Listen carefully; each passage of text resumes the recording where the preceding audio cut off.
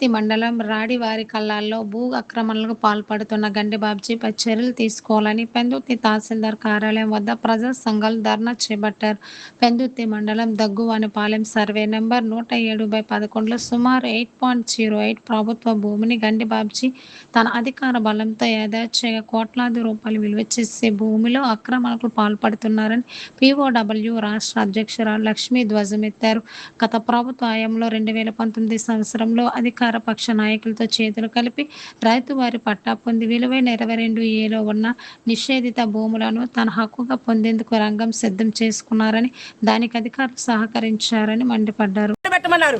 ఊరికినాది ప్రభుత్వ భూమా ప్రైవేట్ భూమిని చేర్చలేదు. ప్రైవేటు భూమిని వాళ్ళు ఏదైతే మార్చేశారో తప్పుడు పద్ధతుల ద్వారా ఆ విధంగా తప్పుడు పద్ధతులు పాల్పడిన వాళ్ళందరి మీద క్రిమినల్ చర్యలు తీసుకోండి అన్నారు. రిజిస్ట్రేషన్ రద్దు చేశారు. మరి అవన్నీ తప్ప? అవన్నీ తప్పని చెప్పేసి ఈరోజు ప్రభుత్వాన్ని ఒప్పుకోమని చెప్పండి. ఈరోజు అస్పష్టత ఉన్న ఏమీ లేదు, అందులో సందిగ్ధం ఏమీ లేదు. లేకపోతే యాజమాన్య హక్కు మీద మేము పొరపాటు పడ్డామని చెప్పడానికి నిజంగా వాళ్ళ వారసులు ఎలా ఉన్నారో, ఎలా సాటిస్ఫై అయ్యారో ఇవన్నీ కూడా పారదర్శకంగా రాష్ట్ర ప్రభుత్వం చెప్పాల్సిన అవసరం ఉంది. 22A కింద మినహాయించబోయే భూములకి ఎందుకు వాళ్ళ గతంలో పొరపాటు పడ్డారు, ఇప్పుడు ఏం క్లియర్ చేసుకున్నారనే వాళ్ళ విషయాన్ని తెలియజేయాల్సిన అవసరం ఉంది. అవి ఏమీ లేకుండా తోచి 22A కింద మినహాయించేశారని చెప్పేసి చెప్పడం అనేది సరికాదు. ప్రజలకు జవాబుదారీగా ప్రభుత్వం ఉండాలి. చంద్రబాబు నాయుడు గారు కానీ మొత్తం కూడా రాష్ట్ర నాయకులు అందరూ కూడా ఈ విధంగా జవాబుదారీగా ఉండాలి. ఎందుకంటే ఆయన రాష్ట్ర నాయకుడు.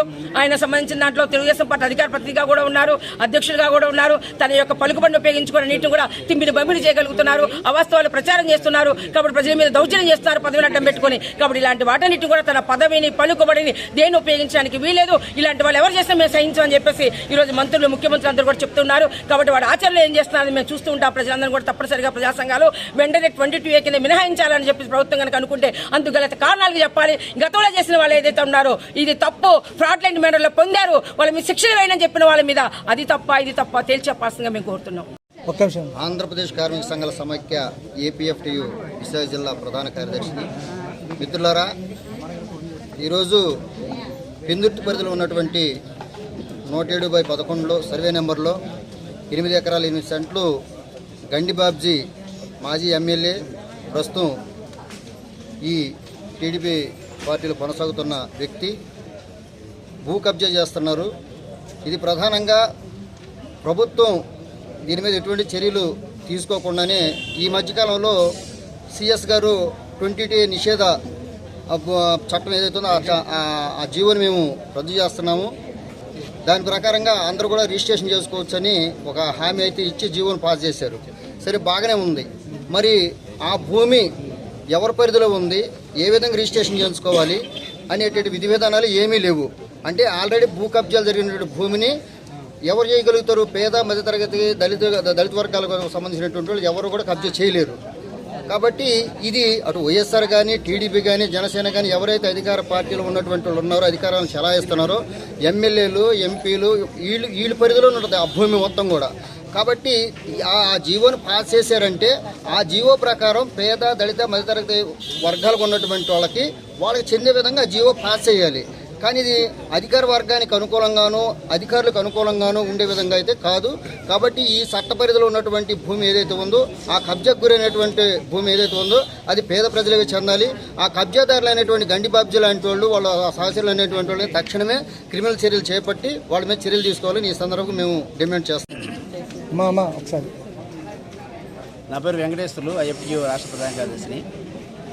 ఈరోజు పెందుర్తి మండల పరిధిలో పెందుర్తి రెవెన్యూ గ్రామ పరిధిలోని సర్వే నెంబర్ 107/11లో జరుగుతున్నటువంటి భూదురాక్రమణ గురించి ఇక్కడ ధర్నా కార్యక్రమం విశాఖపట్నం జిల్లా పెందుర్తి మండల కార్యాలయం ముందు జరుగుతూ ఉంది.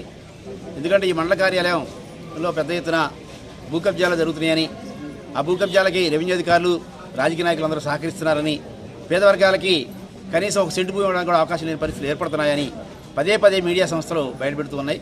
అదేవిధంగా ప్రజా సంఘాలుగా మేము పరిశీలన చేసిన దాని ప్రకారం కూడా ఈ ప్రభుత్వ అధికారులకు తెలియజేస్తా ఉన్నాం. ఎక్కడైతే ప్రభుత్వ స్థలాలు ఉన్నాయో వాటన్నింటినీ కాపాడి వాటిని పేద ప్రజలకి పట్టాల రూపంలో కేటాయించమని చెప్తా ఉన్నాం. అదేవిధంగా ఏదైనా ఉపాధి కల్పించే అవకాశం ఉంటే కనుక ఉపాధి కల్పన కూడా ఉపయోగించాలని మేము కోరుతున్నాం. కానీ ఇవన్నీ ప్రైవేట్ వ్యక్తులకి దారదత్తం చేస్తున్నారు. దానిలో భాగంగా ఇప్పుడు గండిబాబ్జీ గారు గత 10 రోజులుగా ఆక్రమించి భారీ ఎత్తున షెడ్లు కట్టిన స్థలానికి సంబంధించి అది 22A జాబితాలో ఉందని గండిబాబ్జీ గారే స్వయంగా ఒప్పుకొని MRO గారికి ఒక లెటర్ రాశారు. నాకు రామారావు గారు MROగా ఉండగా నాకు ఒక రైతువారి పట్ట ఇచ్చి ఉన్నారు.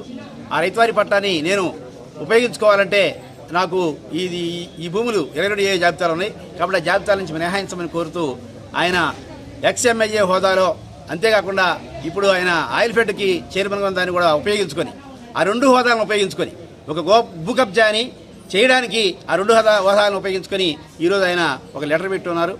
అంటే దాని అర్థం ఏంటంటే అది 22 జాబితాలో ఉంది.